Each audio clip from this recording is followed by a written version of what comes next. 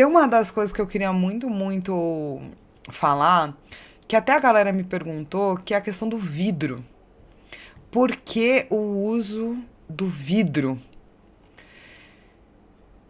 E assim, não existe uma explicação 100% do que é o vidro. Mas eu quero trazer o vidro agora, daí eu quero falar de escuridão, depois eu quero falar de vidro mais escuridão. Mas uma das coisas que eu quero falar sobre o vidro e esse vidro, né, que é essa prisão do sonho, é que existe ali uma intenção, acredito eu, de mexer com duas coisas. A primeira é a temporalidade. Por quê? Porque vidro é feito de areia e Sandman, né, tem a areia. Então, só que o vidro é uma areia que foi trabalhada com o tempo. Então eu acho que. E até, né, parece um pouco, não parece, gente? Uma coisa meio ampulheta. Eu tive essa Então, ideia. e aparece várias vezes a ampulheta, né? Exato. Exato, aparece várias vezes a ampulheta.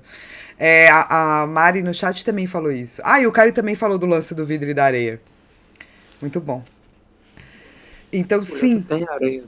isso, e a ampulheta tem areia dentro. Então você tem duas temporalidades da areia ali, sabe? Areia na sua forma e a areia tratada, que é o vidro. E eu adoro imaginar essa questão, sabe? Essa questão da temporalidade, né? Porque a esfera, como a gente falou, então é um círculo perfeito, certo? Se você tem uma esfera de vidro que está segurando uma pessoa, né, que é o Sandman, o homem de areia, você vai ter uma esfera perfeita para o homem de areia, que vai mexer com a temporalidade de quanto tempo ele fica preso naquele local. Essa é a parte um que eu acredito do porquê que a gente tem uma esfera feita de vidro. A questão da areia e da temporalidade das ampulhetas. A segunda parte eu acho, não tem um lance da simbologia do vidro ser um sólido que não é exatamente sólido, um estado meio transitório? Sim, é isso que eu quero falar. Exatamente. Oi, Saladino. Oi, Rô, tudo bom? Sim, eu quero falar sobre essa questão desse estado transitório, né? Na verdade, o estado transitório, eu acho, é por conta do reflexo do vidro. Tem até uma cena, eu vou colocar aqui pra vocês, gente. Ah, essa cena aqui, ó. Tem até essa cena que mostra, né? Mostra bastante, a série vai fazendo essa brincadeira dos reflexos e pá. E eu acho que o reflexo do vidro, ele é um reflexo que não é um reflexo como é um espelho, ele não é um reflexo extremamente sólido, mas ele também não é um reflexo que é do lago, que é um reflexo fluido.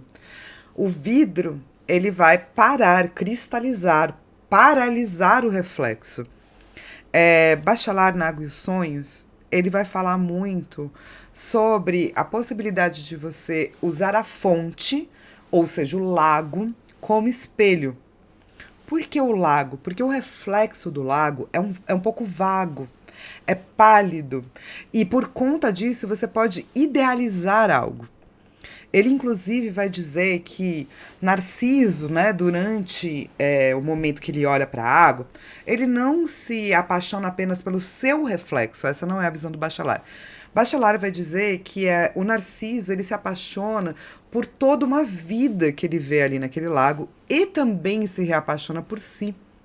Porque essa imagem não é estável, é uma imagem natural. Natural, a gente quer dizer o quê? Viva, fluida. É uma imaginação que tem mais a ver com a vida, que é uma coisa fluida, a vida não é paralisada.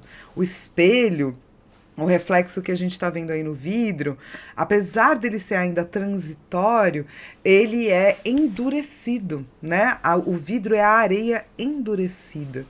E o lance desse reflexo ser endurecido, eu acho que ajuda ao devaneio, né? Porque a gente está falando dessa questão do devaneio pro sonho noturno, ao devaneio não poder ver além do seu reflexo, ou ficar preso no seu reflexo, que não é um reflexo vivo.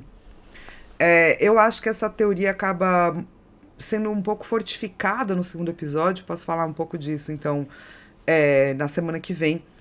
Mas eu acho que essa questão da fluidez da água versus a rigidez do vidro e o Sandman como uma pessoa que usa a fluidez da água também ajuda aí a teoria de que o vidro tem a ver não apenas com a questão da cristalização da areia, né? Mas também com esse sólido reflexivo, mas que não é reflexivo vivo como é uma água. E eu adoro como a série usa esses reflexos para mostrar que o reflexo do sonho, né? Se você vê nessa cena, ele é sempre duro.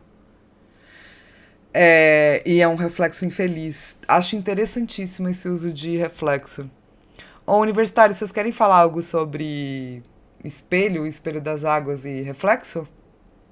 Sim.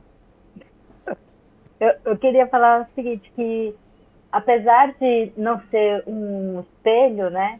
Quando o sonho, o Sandman, reflete no vidro, ele reflete também a pessoa que está do outro lado. E isso já tem uma certa fluidez, né?